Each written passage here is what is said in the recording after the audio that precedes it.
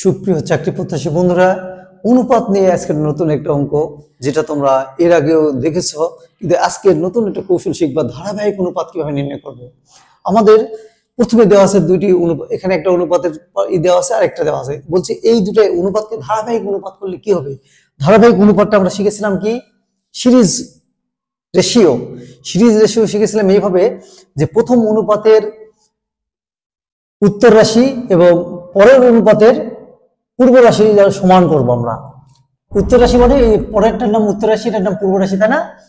এটার নাম পূর্ব রাশি, এটার নাম উত্তর রাশি। তাহলে আমরা বলছি প্রথম অনুপাতের উত্তর রাশি এবং পরের অনুপাতের পূর্ব রাশি সমান করব। এই দুই রাশি সমান করতে চাই, এখানে এই 3 দ্বারা এখানে গুণ করতে হবে, ওই অনুপাতের পূর্ব রাশি দ্বারা এখানে গুণ করতে হবে, তাহলে 3 × 7 = 21। আবার এর উত্তর রাশি দ্বারা গুণ করলে 7 দ্বারা গুণ করলে 3 × 7 = 21। তাহলে তো ধারাবাহিক অনুপাত হচ্ছে, তাই না? এই কাজটি আমরা করলে কত হবে দেখো তো। ওর 3 দ্বারা এখানে গুণ করলে হবে 3 × 5 = 15, 3 × 7 = 21।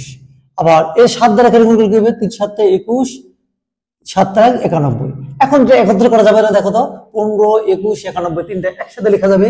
তাহলে লিখলে কি হবে, 15:21:91 বা 15:21:91 বললে হবে। ইষ্ট হচ্ছে ইংরেজি কথা, বাংলা হচ্ছে অনুপাত।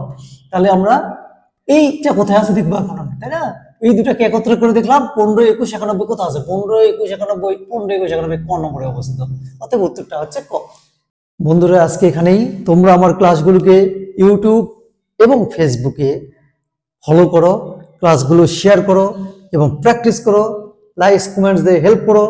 আর আমি তোমাদের জন্য নতুন নতুন অঙ্ক নিয়ে হাজির হব পরবর্তী ক্লাসে। আজকে এখানেই। আল্লাহ হাফেজ।